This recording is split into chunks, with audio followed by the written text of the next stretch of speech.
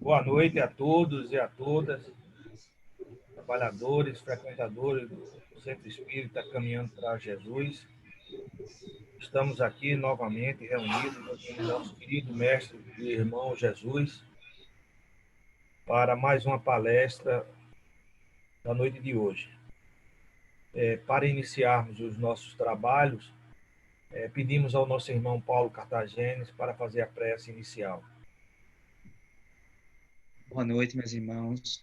Vamos elevar nosso pensamento ao alto. Senhor Deus, inteligência suprema do universo, Pai de infinita misericórdia, amado Mestre Jesus, governador espiritual do nosso planeta, caminho, verdade e vida, espiritualidade amiga, só temos a agradecer por mais essa feliz oportunidade de estarmos aqui, unidos e reunidos, para estudarmos juntos as leis de Deus, o Evangelho de Jesus e a doutrina maravilhosa e esclarecedora dos Espíritos. Pedimos desde já toda assistência, toda a intuição necessárias para o nosso irmão Luiz, que será o expositor do estudo da noite de hoje. Que possamos todos nós aqui presentes, encarnados e desencarnados, nos concentrarmos tão somente no que vai ser analisado na noite de hoje, absorvermos o máximo possível de conhecimentos e, principalmente, que possamos sentir esse conhecimento no coração e praticá-lo no nosso dia a dia de maneira sábia, equilibrada, prudente e verdadeira.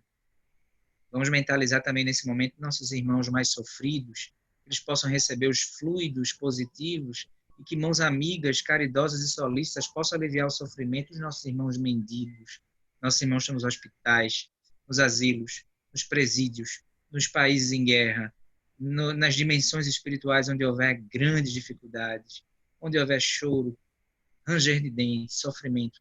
Que todos esses irmãos recebam as nossas vibrações amorosas, que mãos amigas e caridosas possam aliviar o sofrimento desses irmãos. No mais, só temos a agradecer, em nome de Deus, em nome de Jesus, e contando com a assistência fraterna da espiritualidade amiga, nós devolvemos a palavra ao nosso irmão Douglas, para que ele possa passar ao nosso irmão Luiz, a fim de que possamos iniciar os nossos trabalhos, os nossos estudos na noite de hoje. Assim seja. Com essa prece, vamos então ouvir o nosso irmão Luiz Guimarães, que traz na sua palestra um tema bastante interessante nesse mês, onde nós, um mês dedicado à prevenção do suicídio.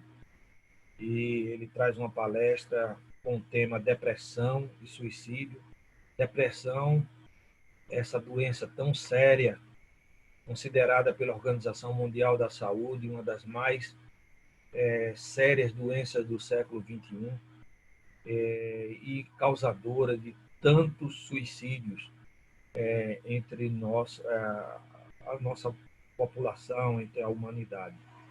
Então, vamos passar a palavra para o nosso irmão Luiz, para fazer a sua palestra sobre esse tema tão importante, que é a depressão e o suicídio. Boa noite a todos e que possamos aproveitar ao máximo a palestra do nosso querido irmão Luiz Guimarães, Luiz Gomes. Boa noite, meus irmãos. Jesus repouse sempre em nossos corações. O tema de hoje é um tema polêmico, difícil, muito abrangente e caberia um seminário, mas eu vou tentar fazer aqui um pequeno histórico, desde a antiguidade ao procedimento médico-social, o espiritual, quer dizer, o envolvimento global da doença chamada depressão e as consequências que é o suicídio, né? Inicialmente, vamos ver a parte histórica e conceitos. O que é que nós temos? E, antes de tudo, o que é saúde, já que vamos falar em doença. A OMS definia saúde como o estado de completo bem-estar biológico, psicológico e social do indivíduo, e desconsiderava o bem-estar espiritual, isto é, o sofrimento da alma. tinha, portanto, uma visão reducionista, organicista da natureza humana, não vendo em sua totalidade mente, corpo e espírito. Ou seja, a nossa essência é espírito. O resto é consequência. Consequentemente, quando nós estamos enfermos do corpo, são as consequências das mazelas da alma. E o médico, o psicólogo, o assistente social, tem que intervir no ser humano de uma forma holística, abrangendo do sentimento à dor física. Isto aqui é trecho do professor Sérgio Felipe Oliveira, titular da cadeira de Medicina e Espiritualidade da USP. A partir de 1998, saúde é definida como bem-estar biopsico-sócio-espiritual e consta no Código Internacional de Doença. Ou seja, aqui a abordagem do enfermo depressivo está na sua forma completa, na sua inteireza, na sua necessidade completa. Saúde é o estado ideal da vida. Doença é a ocorrência vibratória perturbadora, mudança de comportamento na organização molecular do indivíduo ou do seu psiquismo em processo de amadurecimento. Isto aqui quem diz é Edivaldo Pereira Franco, através de Joana de Ângelo, no livro Vida, Desafios e Soluções. Eu aqui separei ocorrência vibratória perturbadora. Então, aqui a gente tem que enfatizar que somos energia e tudo vem do pensamento. O pensamento é que faz vibrar e daí vem as atitudes, as consequências. Depressão na antiguidade, visto que não é uma doença da modernidade. É uma doença da alma, consequentemente, é uma doença que vem de longos tempos. Hipócrates, no ano 460 a.C., médico grego e pai da medicina, foi o primeiro a descrever a depressão. Naquela época, ele desenvolveu um sistema que buscava explicar a ocorrência de diversas doenças por meio de fluidos corporais, que ele nomeou como fleuma, sangue, bile e bile negra, como seus respectivos humores. Ou seja, já naquela antiguidade, o homem já vislumbrava como definir certas doenças, e ele foi pelo tipo de comportamento das criaturas. Inicialmente, o fleumático é aquele que tem, essencialmente, uma personalidade calma e relaxada, controlando bem as emoções. Ótimo. Porém, é desconfiado e desmotivado. Em seguida, vem o sanguíneo. É entusiasta, expressivo, otimista. Indisciplinado, egocêntrico e aprecia ser elogiado. No trabalho, é enérgico e raramente os conclui. Este é vaidoso, é orgulhoso, egoísta, então também tem problema. O colérico trata-se de um indivíduo dinâmico, ativo, independente. No trabalho é prático, estimula a produção. É autossuficiente, insensível, intolerante e impaciente. E, por fim, o melancólico, que ele chamava de bile negra. É talentoso, artístico, pensativo, exigente e organizado. Perfeccionista, tem perfil egoísta, pessimista e tendência a baixa autoestima. Resumindo, não se salva um, porque todos têm o lado positivo e algo a corrigir, como todos nós, porque estamos aqui para corrigir rumos de nossas existências. Nós trazemos no nosso passado toda aquela carga de procedimentos equivocados e aqui vamos praticá-los, porque é o que nós sabemos. E o processo de educação, de depuração é que nós vamos melhorar a nossa condição física e espiritual. Em 1680, surge pela primeira vez o termo depressão, para designar um estado de desânimo ou perda de interesse, apatia. Somente no século XIX, com o aperfeiçoamento da psiquiatria e da psicologia, o termo depressão passa a ser mais utilizado e substitui a palavra melancolia. Isso é uma pequena passagem no tempo. A visão espírita sobre o processo depressivo. A depressão tem sua gênese no espírito, que reencarna com alta dose de culpa, quando, renteando ao processo de evolução sob fatores negativos, que lhe assinalam a marcha e de que não se resolveu por libertar-se em definitivo. Observe que é uma doença do espírito, o sentimento de culpa, sob fatores negativos, os arquétipos que nós trazemos, os sentimentos de culpa que nós temos pelos equívocos praticados, eles nos fustigam nessa existência. E nós estamos aqui para orar, vigiar e tomar novos rumos, corrigir os erros do passado. As impressões das nossas reencarnações anteriores estão evidentes em nossas características psíquicas. Ou seja, a nossa personalidade de hoje não foi forjada nesta encarnação. Nós trazemos tudo. Aqui nós estamos nos adaptando, nos melhorando, buscando o crescimento espiritual. Com a consciência culpada, sofrendo os gravames que lhe dilaceram a alegria íntima, imprime nas células os elementos que as desconectam, propiciando em largo prazo o desencadeamento dessa psicose que domina uma centena de milhões de criaturas na atualidade. Atualmente, são 322 milhões de pessoas no mundo com estado de depressão. Isso aqui foi Receitas de Paz pelo Espírito Joana de Ângelo, psicografia de Divaldo Pereira Franco. E essa estatística, por sinal, as estatísticas são muito antigas. O Ministério da Saúde, eu busquei, não tem nada muito recente, não. Porque as informações são muito equivocadas, são subnotificações, então não existe uma estatística fiel para que a gente se reporte. Podemos asseverar que, na maioria dos transtornos depressivos, as causas apresentam-se como de natureza espiritual. Então, vejamos aí a complexidade de um processo depressivo. A doença da alma. Nós não nos conhecemos. Imagine um psicólogo, um terapeuta, um psiquiatra se envolvendo com alguém com estado depressivo, tentando adentrar no seu interior, na sua alma, para conhecê-lo e lhe ajudar. Veja a dificuldade. Por mais que o paciente colabore, ninguém conhece ninguém na sua inteireza.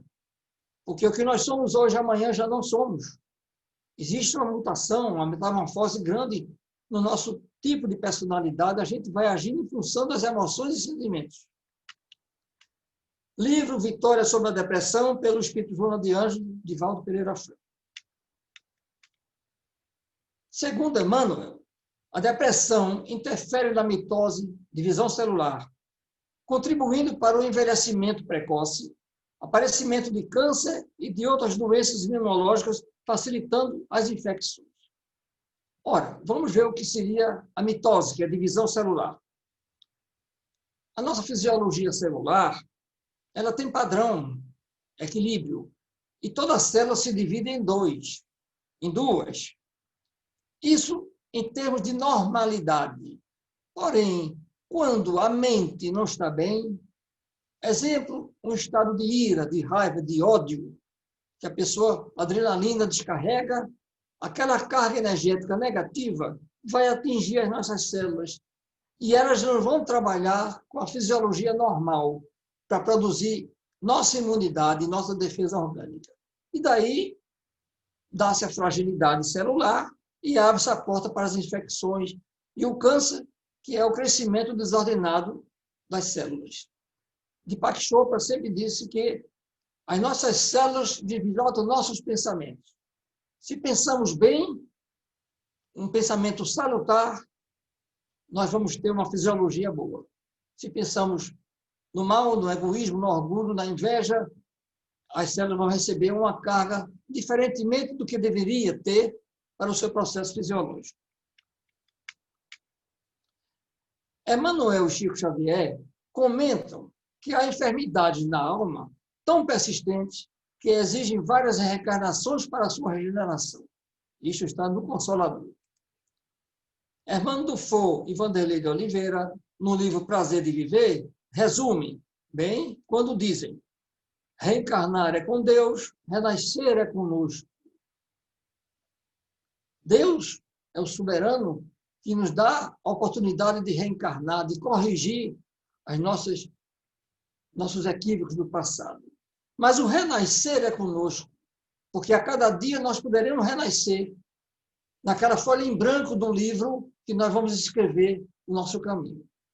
Então, é nesse renascimento que nós vamos nos reformular, transformar a nossa índole, o nosso perfil, o nosso paradigma de comportamento.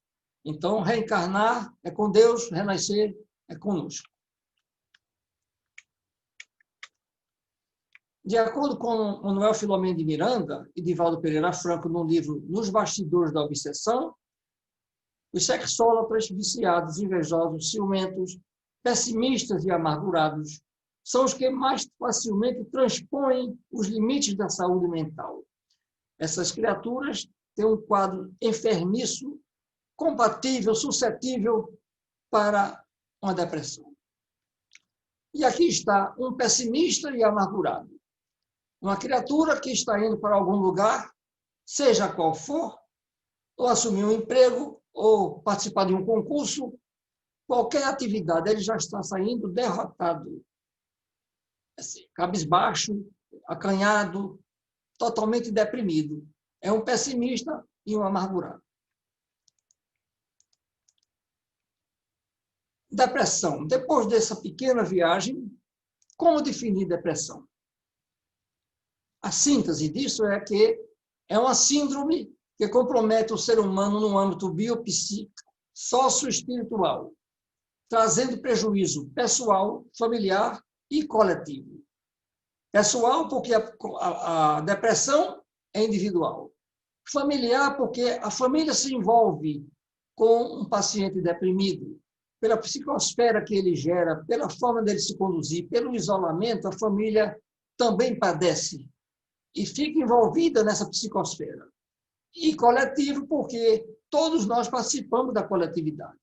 E esses familiares vão comentar na coletividade que estão com alguém assim, depressivo, preocupado. Então, é um processo que se alastra para a coletividade, não fica só no indivíduo.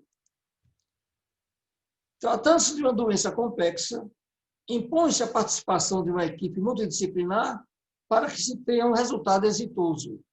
Como eu disse no início, doença da alma não é fácil corrigir, não é fácil ajudar. E muitas vezes nos deparamos com aqueles que não querem ajuda. Aí é que é mais difícil. Causas da depressão: genéticas, orgânicas, sociais, espirituais. As causas genéticas, existem variações genéticas envolvendo nos casos de depressão, que podem ser provocadas por uma disfunção bioquímica do cérebro, deficiência de neurotransmissores, que vamos adiante abordar. Entretanto, nem todas as pessoas com predisposição genética reagem do mesmo modo diante de fatores que funcionam como gatilho para as crises. Ou seja, o indivíduo que é predisposto geneticamente, necessariamente, as imposições da vida, os desajustes que servem de gatilho para um quadro depressivo, nem todos desencadeiam esse quadro. Os mais frágeis realmente são suscetíveis de entrarem no processo de depressão. Nós temos os traumas da infância, estresse físico-psicológico, doenças sistêmicas, hipotiroidismo, consumo de drogas, lícitas ou não, álcool, cocaína, anfetamina, que compromete um bom funcionamento do cérebro, causando alteração do comportamento, humor e consciência. Essas drogas têm um efeito nocivo para aqueles neurotransmissores que vamos abordar adiante, e são essenciais para o desenvolvimento do corpo humano. Isso foi o Dr. Drauzio Varela. Neurotransmissores são mensageiros químicos que transportam, aumentam e modulam sinais entre as células do corpo. É um trabalho integral que afeta todo o nosso organismo. Nós temos alguns deles. A adrenalina, que é o neurotransmissor da luta ou da fuga. é aquele que tem uma vasoconstricção, o coração acelera, a adrenalina descarrega no sangue uma quantidade maior para você ter atitude de luta ou de fuga. Noradrenalina é para a concentração, acetilcolina para o aprendizado, glutamato para a memória, serotonina para o humor, dopamina para o prazer e endorfina para a euforia e para a dor. Eu destaquei aqui serotonina e dopamina porque tem tudo a ver com o processo depressivo. O nosso segundo cérebro. Muitos conhecem, mas nem todos, que nós temos 2 cérebros. Tem o intestino como segundo cérebro. E vocês vão ver a importância do intestino no processo depressivo. A serotonina e a dopamina. Mais de 90% da serotonina e 50% da dopamina, responsáveis pela sensação de bem-estar e de prazer, são produzidas pelos intestinos. Então, o médico que for cuidar de um depressivo, somente prescrevendo antidepressivos tricíclicos para recapturar a serotonina e sem observar o intestino do indivíduo, não está fazendo nada. Porque no intestino, 90% é que é produzida a serotonina.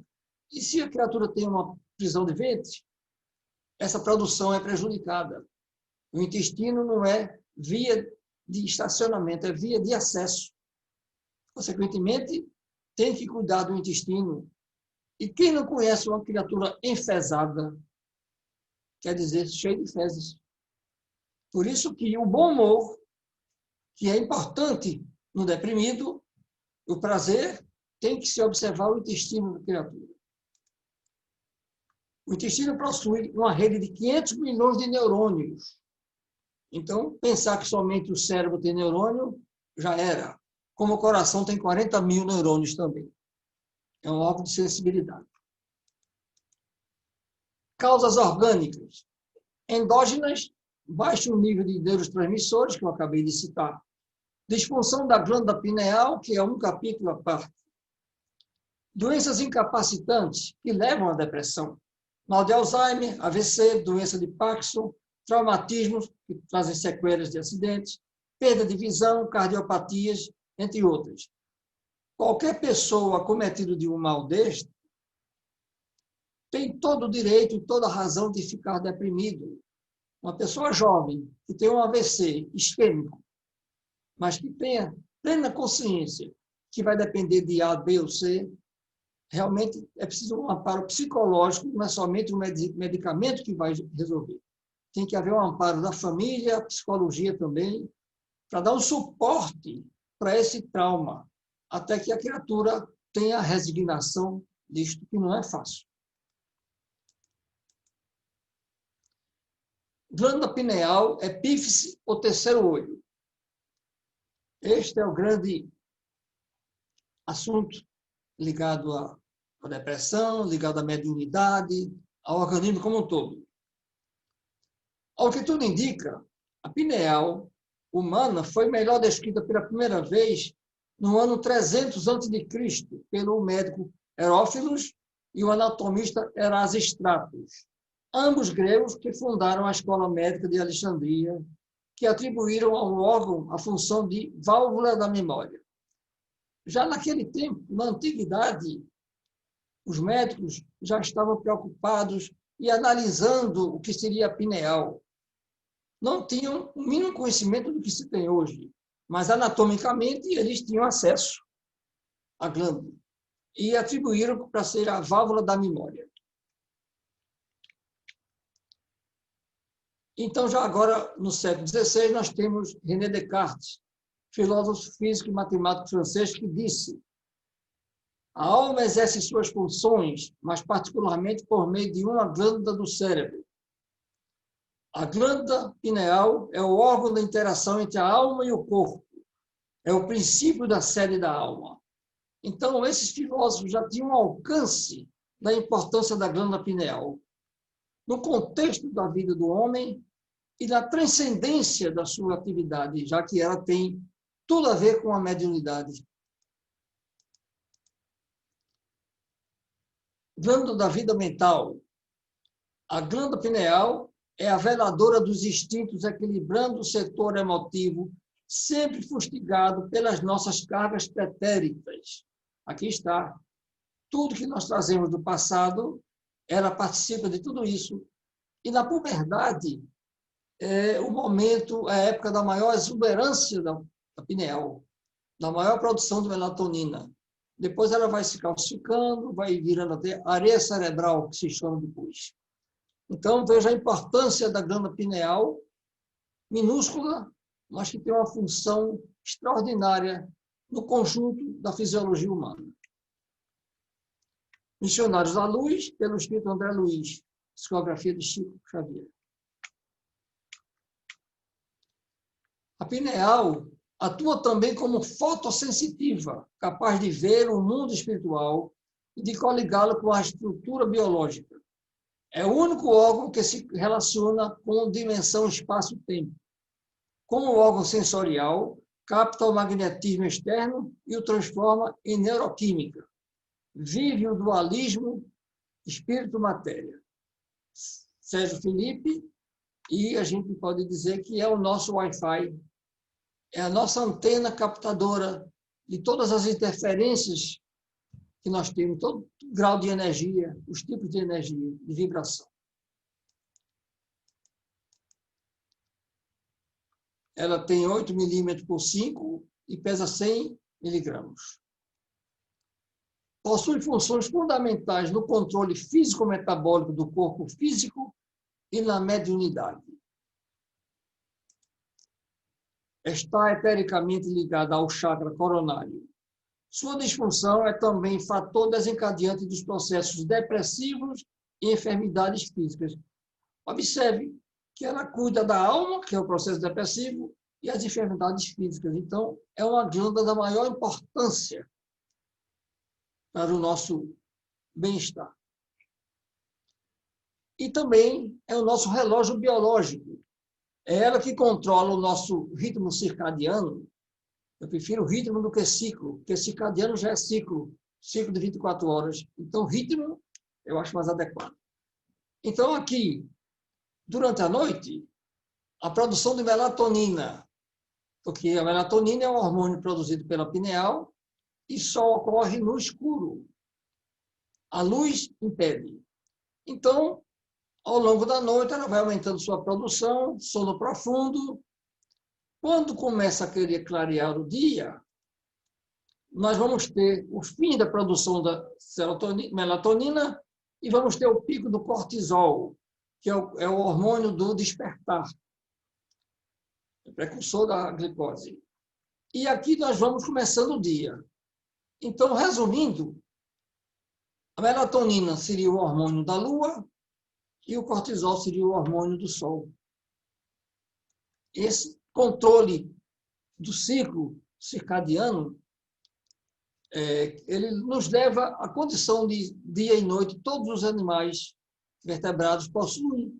Por isso que vocês veem, quando começa a anoitecer, os passarinhos se recolhem. Eles migram através da pineal.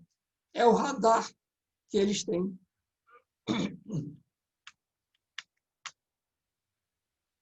E aqui vai uma das atividades.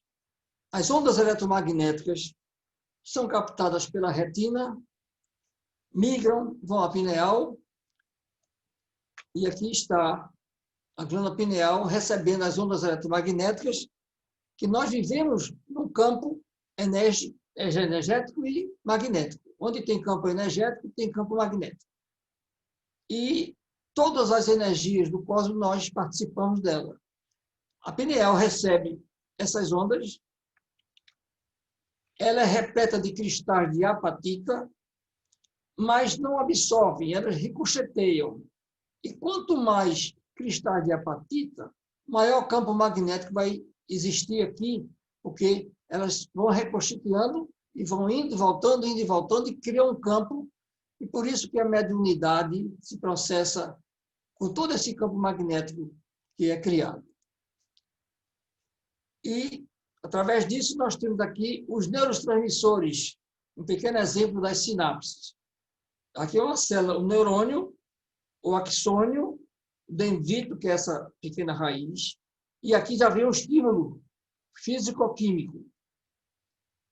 Esta parte aqui, que é dendrito, vai se unir a outra célula e esse estímulo do transmissor vai para o neurônio receptor. Aqui chama-se sinapse, que é justamente o encontro do transmissor para o receptor. Aqui, mais claro ainda, já vem o estímulo físico-químico e passa para lá de cá. Então, esses neurotransmissores são fundamentais para o metabolismo cerebral. E quando há déficit deles, há uma série de acometimentos, sérias doenças. Aqui tem dois neurônios interagindo dessa forma, a sinapse aqui, de um para o outro. Aqui nós temos a expansão do processo, essa teia de aranha, todos intercomunicando.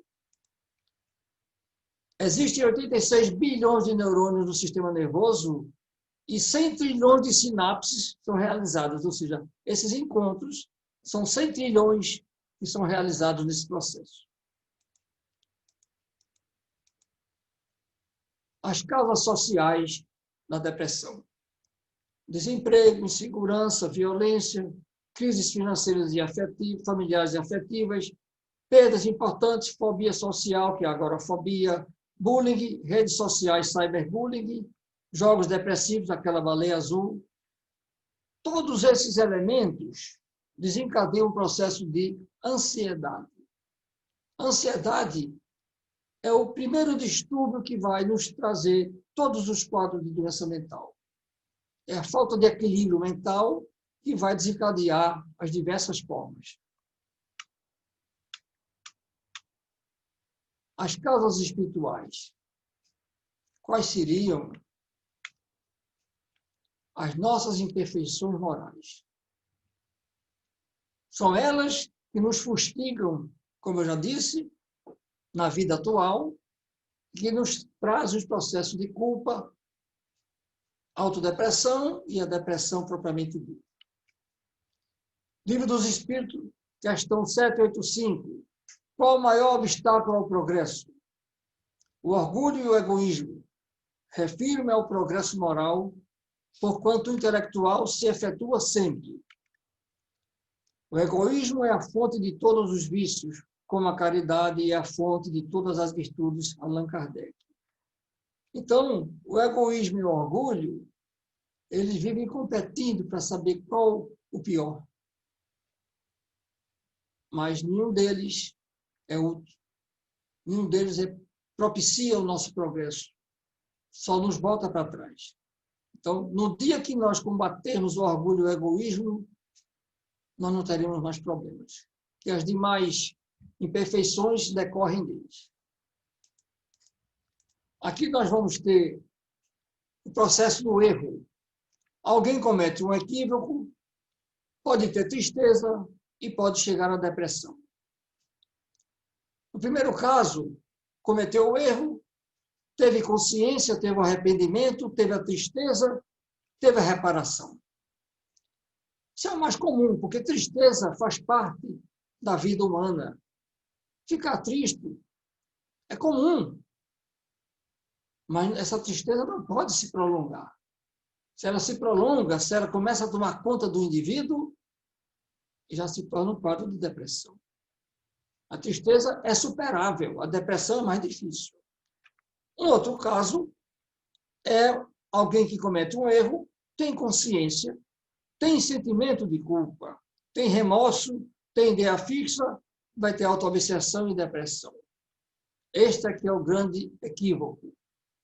Se a tristeza se prolonga, procure cuidar, porque ela vai se instalar um quadro depressivo. Os sintomas da depressão são vários. Angústia, irritabilidade, insônia, desejo de morrer, sensação de falta de sentido de vida, falta de motivação, apatia, cansaço, desânimo. São vários. E é a maior causa de absenteísmo em 2020. Já estava sendo projetado. E com essa pandemia, obviamente, esse quadro de depressão aumentou substancialmente. As doenças mentais aumentaram substancialmente nesse quadro de desemprego, de angústia, de ansiedade, de ninguém ter certeza do que será amanhã. Resistência ao tratamento. Não se considera doente o depressivo. Busca o isolamento. Medo de assumir sua fragilidade. Mantém silêncio, forma de agressão à família. Por isso que eu disse no início, quando o depressivo tem esse comportamento, ele afeta a família de qualquer forma. Porque ele não participa, ele se isola, ele procura viver no seu mundo interior, se é que ele vive. Ele tem é tormento interior, não é vida interior. Depressão, corpo, mente e alma, do psicólogo Wagner Luiz Garcia. O tratamento. Antidepressivos, terapia cognitivo-comportamental, vamos falar. Controle hormonal, probióticos, importante para o intestino, para quem tem prisão de ventre, fundamental. Tratamento ortomolecular, que é o equilíbrio dos radicais livres. Fototerapia, que é importante, por quê? Porque ela favorece a serotonina. E a serotonina é o hormônio do humor. É importante a fototerapia, o banho de sol, que inibe a melatonina e libera a serotonina.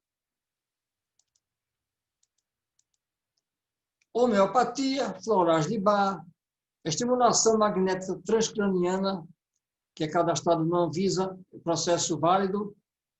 Esse marca-passo cerebral, estimulação cerebral profunda, é promissor, mas é invasivo, às vezes tem efeitos colaterais, algumas infecções hospitalares.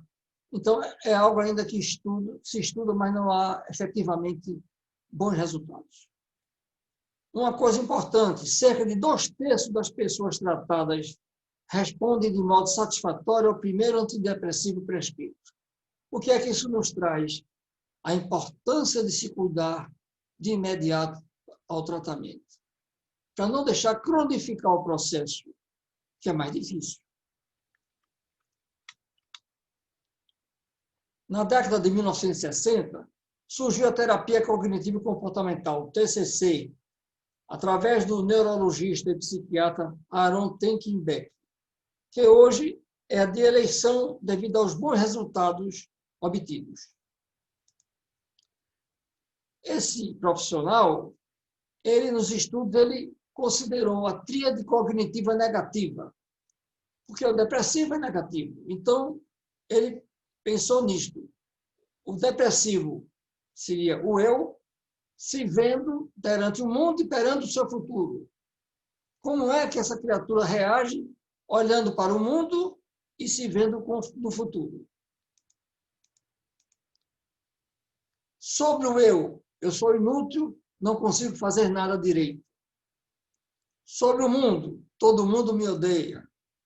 Sobre o futuro, as coisas não vão mudar. Observe, tudo a que ele se refere é pessimista. Não tem um fator de otimismo, de esperança. E aqui, no trabalho do TCC, dessa terapia, o terapeuta vai observar determinado evento, vai observar como o indivíduo percebeu, captou esse evento, a emoção que isso resultou e o comportamento gerado. Isso são 12 a 24 sessões para incentivar e mostrar ao indivíduo que ele tem que trocar o foco do que ele vê, aquela forma pragmática de tudo ver daquela forma. É como quem olha uma moeda e só vê um lado, tem um outro lado, que pode ser, inclusive, a solução daquele possível problema. Então, modifica a visão do evento, o foco. E com esse trabalho progressivo, interativo entre o terapeuta e o paciente, ele vai ter depois um benefício no padrão vibratório, já que aquele pessimismo que estaria a psicosfera negativa, ele vai melhorar tudo isto e vai resultar em quê? Num bem-estar para ele, de humor e de vida. ele vai começar a ter vida, que antes ele só tinha sofrimento. Então, é o que se usa mais hoje em dia, é o mais promissor. É mudar o foco da criatura para ver o lado bom. Toda coisa que nós achamos ruim tem um lado bom por trás, só é procurar. Tratamento espiritual. Evangelizar-se segundo o ensino moral de Jesus, autoconhecimento, que é reforma íntima, assistir às palestras e realizar os tratamentos de desobsessão, passes e água fluidificada, praticar o evangelho no lar, envolver-se nos trabalhos de caridade. Este é o tratamento que não tem contraindicação, não custa nada, é só o indivíduo querer. E segundo Emmanuel, não existe melhor remédio que o Evangelho. Vamos ao Livro dos Espíritos, questão 886. Qual o verdadeiro sentido da palavra caridade como a entendia Jesus? Benevolência para com todos, indulgência para as imperfeições dos outros, perdão das ofensas. Isto aqui, eu já chamaria estado de cura. Quem está nesse nível não tem nada a curar. Aqueles anteriores foram as parcelas para chegarmos a esse todo. Isto aqui é o que nos interessa chegar. Aqui um exemplo do egoísmo que é a chaga da humanidade. Alguém que só pensa em si, não olha ao derredor, não olha que tem outras pessoas e mantém uma distância total, totalmente ausente do mundo, cuidando só de si. Vamos eliminar essa distância praticando o amor incondicional. Então, vamos nos unir, porque a união faz a força. E todos nós precisamos de todos nós estamos para servir a todos nós.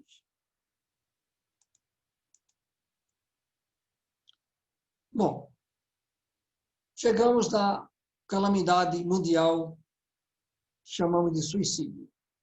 É onde nós não precisamos, não queremos chegar. É isso aí.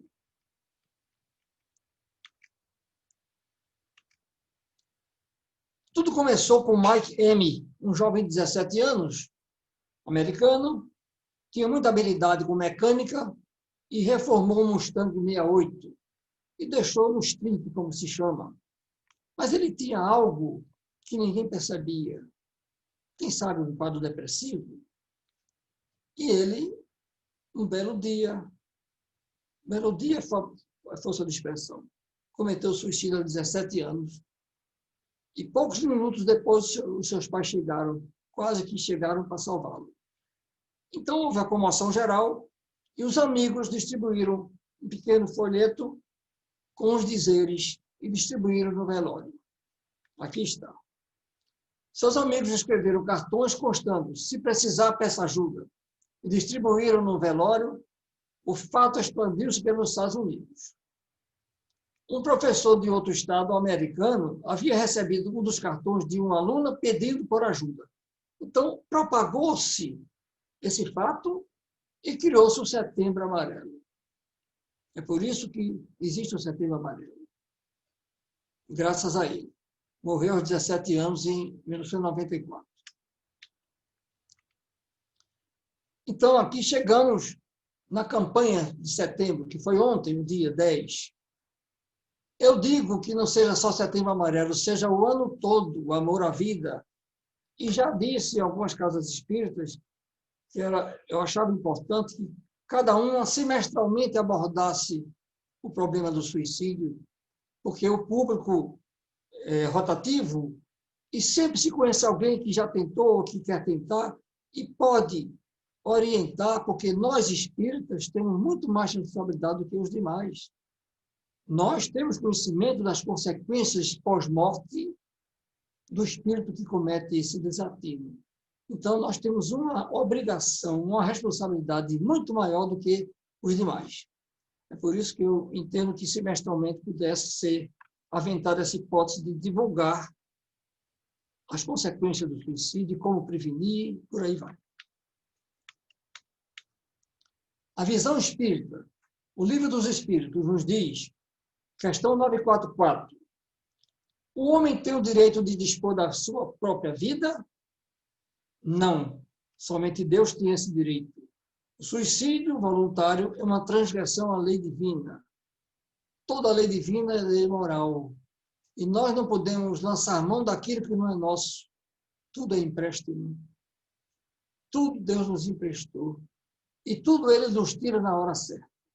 Então, nós não temos autoridade de tomar posse daquilo que não é nosso.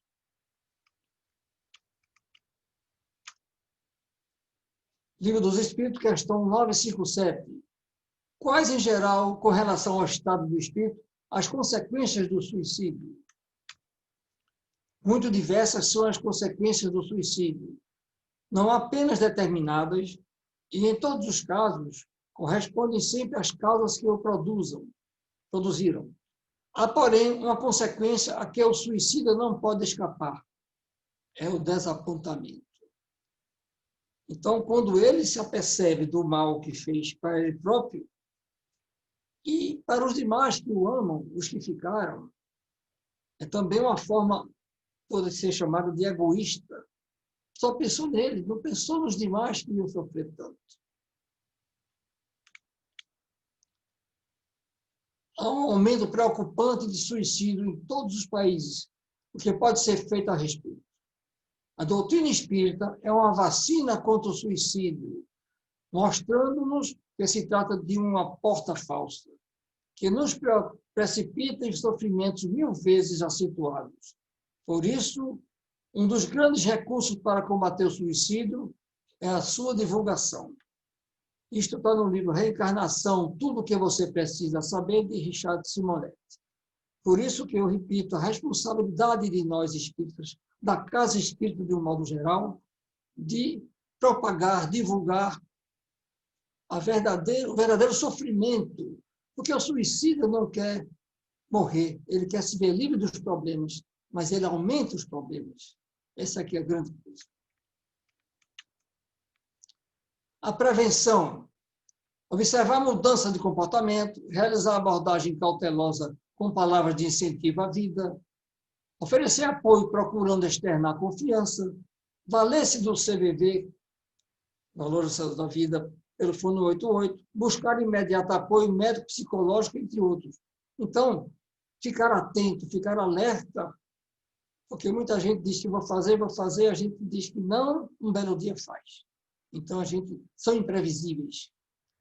Afora os processos obsessivos que acontecem e muito, e não pouco. As frases de alerta. Eu preferia estar morto. Eu já sei o que vou fazer. Eu não aguento mais. Eu sou um perdedor e um peso para os outros. Os outros serão mais felizes sem mim, entre outros. Essas frases não podemos menosprezar. Precisamos valorizar e ficar atentos. Aqui alguns dados estatísticos, apesar de não serem atuais como eu gostaria, alguns sim, mas tem uns antigos que eu nem trouxe porque em 2012, mas aqui tem. A cada 40 segundos, uma pessoa tira a própria vida no mundo. Mais de 800 mil casos de suicídio ocorrem anualmente. Trata-se de um grave problema de saúde pública. No Brasil, a cada 46 minutos, uma pessoa comete o suicídio. Os países desenvolvidos, por que acontece? Tem serviço social, tem serviço de hospitais, o governo dá o retorno dos impostos, mas acontece. Por quê? Nesses países, normalmente, a relação com transtornos mentais ocasionados pelo uso de álcool, drogas e a própria depressão. O vazio da vida, crises existenciais. Em resumo, a ausência de Deus. A ausência de religiosidade.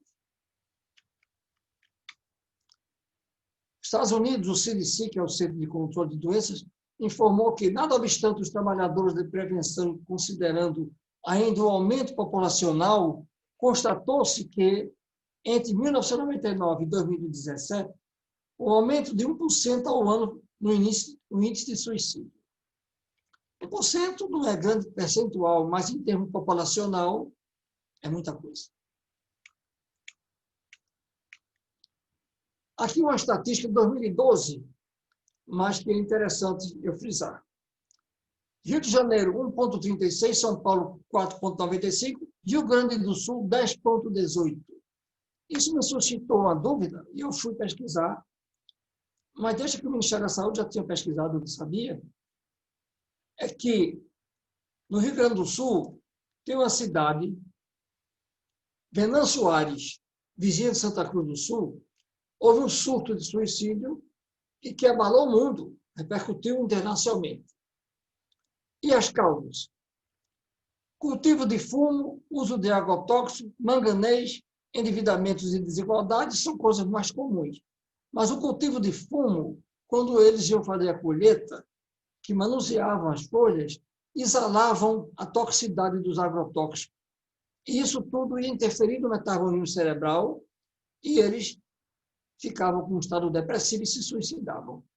Foi alarmante, por isso que o Rio Grande do Sul deu 10 pontos, alguma coisa, 10 vezes mais do que o Rio de Janeiro, muito maior população.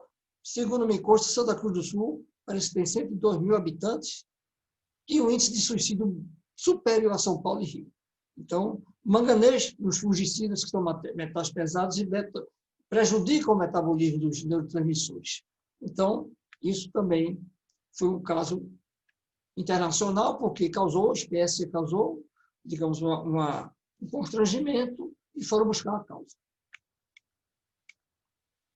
No Brasil, os números são preocupantes.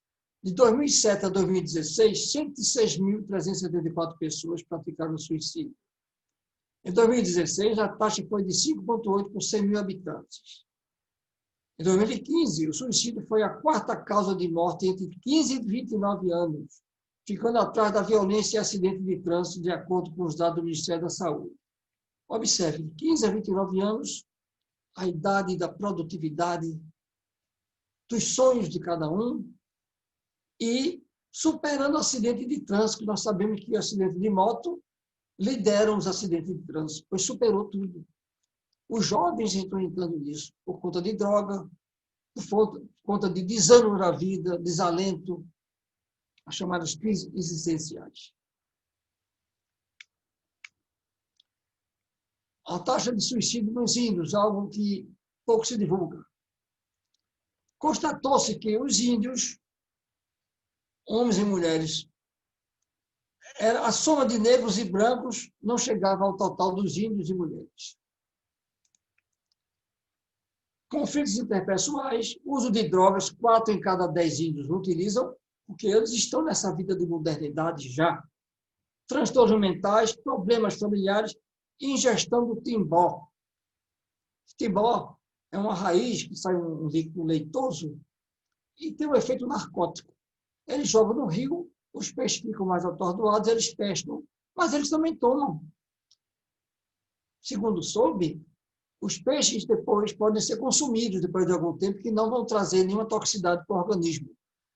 E muitos tomam por uma questão de ritual, mas eles medem a distância de onde estão para casa, para que vão morrer em casa, na toca deles. Para não correr no caminho, porque, segundo ele, não vão ter, digamos, as regalias que os deuses prometem. Então, eles tomam veneno, vê a distância, mais ou menos, que depende de caminhar e morrer na toca. Então, é um dado que eu não conhecia também. O Ministério da Saúde oferece o apoio ao Centro de Valorização da Vida, o CVV, que em 2017 recebeu 2 milhões de ligações gratuitas para o número 88, para fornecer apoio emocional para a prevenção. Imagine, 2 milhões de pessoas ligaram. Quantas foram salvas? Então, veja que serviço de preservação da vida. Isso em 2017. Esse serviço também opera em 24 horas, tem e-mail, tem chat, e realmente é um serviço, tanto é importante que o Ministério da Saúde dá apoio para eles. A melhor forma de entender o suicídio não é estudando o cérebro, e sim as emoções. Ao perguntar, as perguntas a fazer são: onde dói e como posso ajudá-lo? Palavras do Dr. Edwin Scheidler: o suicídio precisa ser debatido. No silêncio, ele cresce.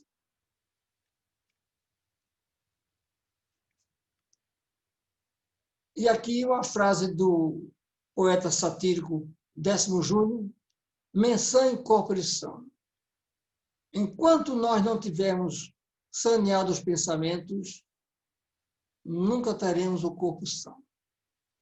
São frases históricas, filosóficas, mas que conferem com o real.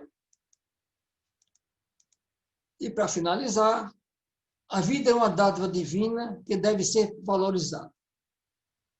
Muita paz para todos. Obrigado pela atenção. Ainda temos 5 minutos. Vamos abrir, então, para perguntas. É um tema bastante complexo, mas que requer, como o nosso irmão falou, Luiz Rogério. muita atenção. Ninguém está ouvindo? Luiz, Hein? por que o intestino é considerado o segundo cérebro? Eu não entendi direito. É o seguinte, o intestino, ele tem 500 milhões de neurônios, entendeu? Consequentemente, ele tem atividades tal qual o cérebro. O neurônio é a célula cerebral. E nele são produzidos serotonina e dopamina. São duas substâncias que ajudam ao bom humor e ao prazer. Quando o intestino vai mal, a pessoa se chama até fulano enfesado. Pode ver que o termo enfesado quer dizer cheio de fezes, ou seja, não deu vazão àquilo que era para sair. Obstrui e o órgão não funciona normalmente, entendeu? Entendi. Então é por causa da quantidade de neurônios, né? Sim, por causa dos neurônios, sim. Eu entendi. Obviamente, sim. Entendeu? Ok. É isso. O senhor já ouviu alguém dizer que também é o segundo coração? Não, eu já ouvi dizer que o coração, isso tem no Coração Pensante, no site do Paraná, o coração tem 40 mil neurônios. É por isso que o coração é um órgão de choque. Quando alguém tem uma mágoa, pode fechar a fisionomia, mas você sente o coração amargurado. Você não pode descrever, mas você sente, porque é um órgão de sensibilidade. Luiz, Sim. boa noite. Olha, parabéns pela exposição.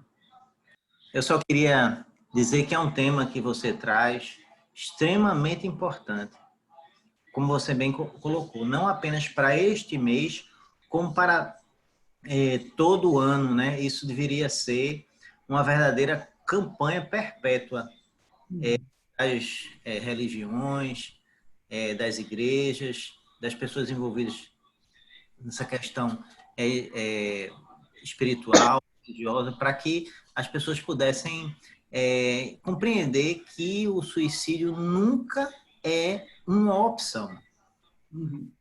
Porque você, como você mesmo colocou, a pessoa tenta se livrar do problema, mas o que é que acontece? Recebe vários outros e muitas vezes não se livra daquele problema que quer se livrar. Exato. Vários outros problemas. Então, assim, você bem colocou aí. Parabéns pela exposição.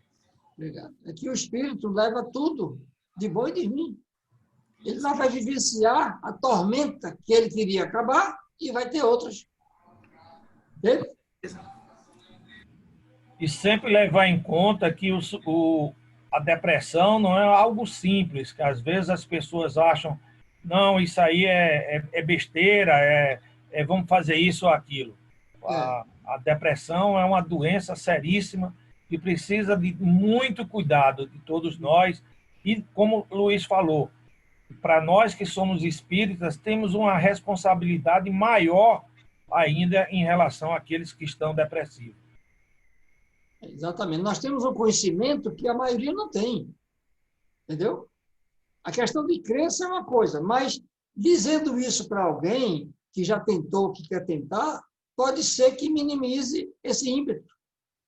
Algum alerta pode ficar. Sem esquecer jamais o trabalho do CVV, né, que tem um Ah, trabalho maravilhoso, fantástico, muita- e tem salvado muitas e muitas vidas. muita- Num momento difícil em que as pessoas buscam, através do telefonema, principalmente, ajuda para aquele momento de depressão, que muitas vezes é um momento que antecede uma tentativa de suicídio. E eles Exato. conseguem, graças a Deus, atuar e ajudar aquelas pessoas que buscam aquela ajuda. Com certeza. E prestar muita atenção às mudanças de humor abruptas. Eu posso falar porque eu já passei pela depressão e passo por isso cotidianamente, não a depressão em si, mas pelas fases depressivas dos meus transtornos transtornos mentais. Então, é muito importante você prestar atenção. Aquela pessoa que estava isolada no quarto, de repente, sai gritando, "Aê!", naquela maior euforia, que pode ser a fase maníaca do transtorno bipolar. E Bipolar. pode ocasionar também, pode ser também que ele tenha resolvido o suicídio naquele mesmo momento. E esteja alegre porque está na expectativa de terminar com tudo. O bipolar, ele tem, como diz o nome, dois polos, dois excessos. Euforia ou depressão. Essas mudanças são sintomáticas de que deve tomar atenção. Parabéns, Luiz. Foi um excelente estudo, uma verdadeira aula, né? Excelente mesmo. Muito, muito enriquecedor, muito e didático e dialético, né? Porque foi medicina, biologia, espiritismo. Social. Foi realmente sociológico, psiquiátrico. Seminário. Porque eu corri muito, porque tirei coisas, tirei outras coisas que não dava. Mas é o que a gente pode fazer. Concordo com o Flavinho, tem que ser um seminário. Acho que uma vez por semestre tem que ser abordado o tema por algum expositor, seja alguém da casa ou convidado, né, de outras casas. Semestralmente. Bom, estamos chegando ao término do nosso trabalho. E para encerrar, vamos fazer a nossa prece. Eu vou pedir ao nosso irmão Flávio Lima para fazer.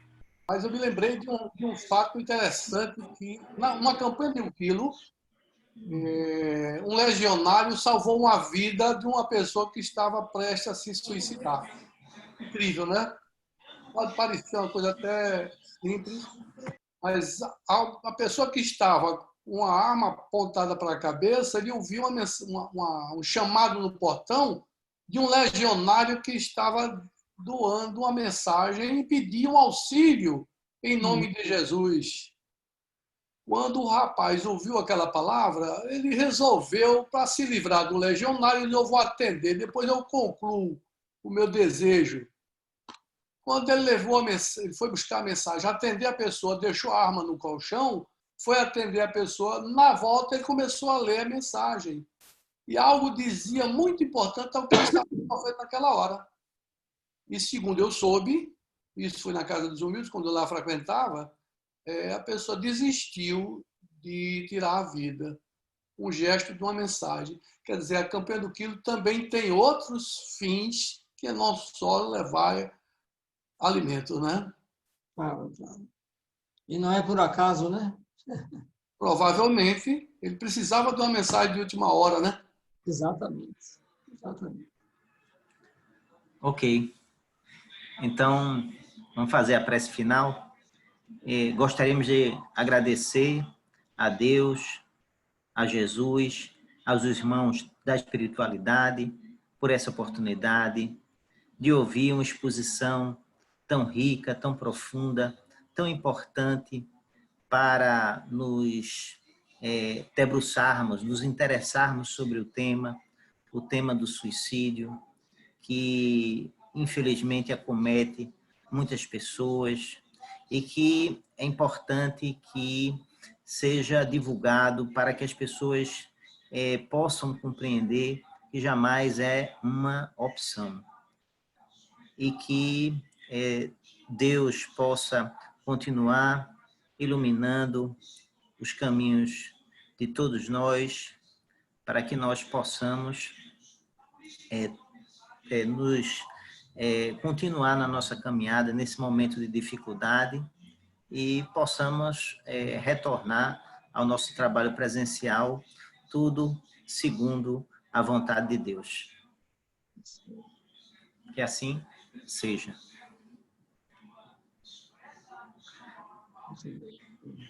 Que assim seja. Então, pedimos permissão à espiritualidade da casa, ao nosso querido mestre e irmão Jesus, para encerrarmos essa palestra tão maravilhosa na noite de hoje, em nome de Deus, nosso Pai amado. Que a paz, que o amor de Jesus esteja conosco. Até a próxima oportunidade.